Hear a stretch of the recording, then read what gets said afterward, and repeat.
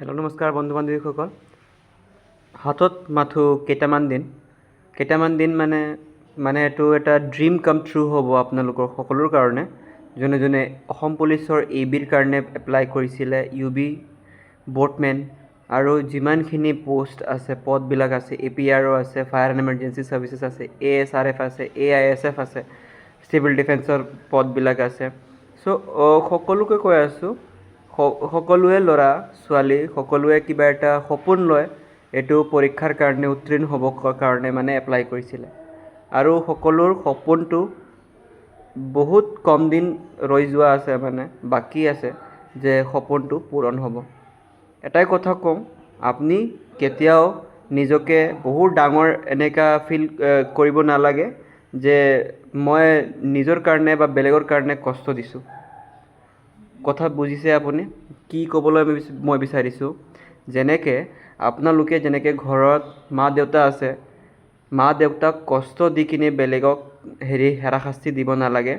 আপুনি নিজক কেনেকৈ ফুলফিল কৰিব, নিজৰ লাইফটো কেনেকৈ আগবাঢ়াই লৈ যাব, এইটো আপোনাৰ ওপৰত আছে। বাট কথাটো এনেকুৱা, আপুনি কেনেকৈ আৰু প্ৰগ্ৰেছিভ হৈ থাকিব। যেনেকৈ কোনোবা ল'ৰা ABত পাইছে, ট্ৰাই কৰিব আপুনি ছাব ইন্সপেক্টৰ হোৱাটো।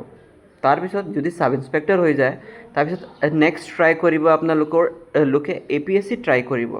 মোৰ নিচিনা নহয়, যেতিয়া মই চাকৰি পোৱাৰ পিছত মই এটা ভাবিছিলোঁ যে APSCৰ কাৰণে পঢ়িম। বাট হয়, অলপ টাইমটো লিমিটেশ্যন আছে, টাইমটো কম পোৱাৰ কাৰণে এইটোও মনৰ পৰা এনেকুৱা হৈ গ'ল যে এটা মাইণ্ডছেট সোমাই যায়।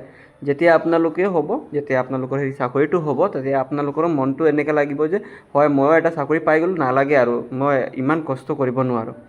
মেইন কথা হ'ল ইয়াতে মাইণ্ডৰ গেম হৈ থাকে। মাইণ্ডত সকলোৱে ভাবি লয় যে হয়, মই নেক্সট আৰু একো কৰিব মন নাই যোৱা, মই একো নকৰোঁ, ঠিক আছে, মই এইটো চাকৰিটো ছাফিচিয়েণ্ট, মই এইটো চাকৰিতে জীৱনটো পাৰ কৰিম। 60 বছৰ যেনেকৈ 60 বছৰলৈকে সকলোৰ কাৰ্যকাল থাকে চাকৰিৰ, এইটো ইমান দিনলৈকে মই থাকিম, এইটো মাইণ্ডছেটটো আহি যায়। বাট মই হোপফুলি সকলোকে কৈছোঁ, মোৰ নিচিনা নহ'ব। সকলোৱে যিমান পাৰে ডাঙৰ ড্ৰিমৰ কাৰণে স্ক'পটো লৈ কিনি আগবাঢ়ি যাব। মোৰ নিচিনা গাধা নহ'ব। আপোনালোকে যিমান আছে সকলোৱে মোৰ ফালৰ পৰা বেষ্ট অফ লাক। আৰু সকলোৱে বিচাৰিছে কাট অফৰ কথা। মই UBৰ কাট অফটো মই ধুনীয়াকৈ ডিটাৰমিন কৰি দিয়া হৈছে, ধুনীয়াকৈ দেখাই দিয়া হৈছে। যদি UBৰ কাট অফ যদি আপোনালোকে চাব বিচাৰিছে, ধুনীয়াকৈ যাই কিনি একবাৰ চাই ল'ব পাৰিব, ঠিক আছে। মই হোপফুলি আনিম নেক্সট কাট অফ লিষ্টবিলাক মই বনাই আছোঁ, আপোনালোকক দেখাব পৰা নাই। বাট হয়, আপোনালোকৰ কাৰণে এইটো আনি দিম। বাট এইটোৱে কথা কৈছোঁ, যেতিয়া আপুনি এনেকৈ বহুত অভাৰৱেলম নহ'ব যে মই এইটো চাকৰি পাই গ'লোঁ, মোতকৈ ডাঙৰ কোনো নাই, এনেকৈ কেতিয়াও নাভাবিব। নিজৰ হিংসা ভিতৰত নাৰাখিব, নিজৰ যেনেকৈ এটিটিউড ভিতৰত এইবিলাক নাৰাখিব। এইবিলাক চাকৰিৰ ওপৰত আপোনালোকৰ ইফেক্ট পৰিব। যেনেকৈ আপোনালোকক মই এটা বহুত ডাঙৰ টিচাৰৰ পৰা মই এটা কথা শুনিছিলোঁ যে মই চাকৰিটো কেনেকৈ পাব লাগে এইটো মেটাৰ নকৰে, বাট চাকৰি পোৱাৰ পিছত কি শিকিব লাগে এইবিলাক বহুত মেটাৰ কৰে। চাকৰি পোৱাৰ পিছত আপোনালোকক কি শিকিব লগা বস্তু আছে, কি শিকিব লগা আছে, ফেক্টছবোৰ আছে, এইবিলাক কথা কৈছোঁ। যেতিয়া আপুনি চাকৰি পোৱাৰ পিছত কিবা কিবি শিকিব আছে, এইবিলাক যিমান পাৰে আপুনি শিকিব চেষ্টা কৰিব, ঠিক আছে। চ' হয়, আজিৰ ভিডিঅ' ইমানে।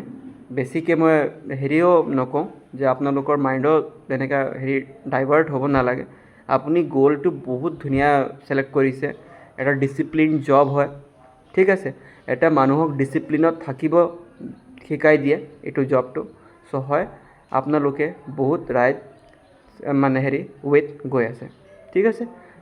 ভাল লাগিছে যদি ভিডিঅ'টো লাইক কৰিব, চেনেলখন ছাবস্ক্ৰাইব কৰিব, ঠিক আছে। মোৰ পুৰণা চেনেলটো ডিলিট কৰি দিলোঁ, এতিয়া নতুন চেনেলটো ষ্টাৰ্ট কৰিলোঁ। লগ পাম নেক্সট ভিডিঅ'ত। টিল দেন বাই, জয় হিন্দ।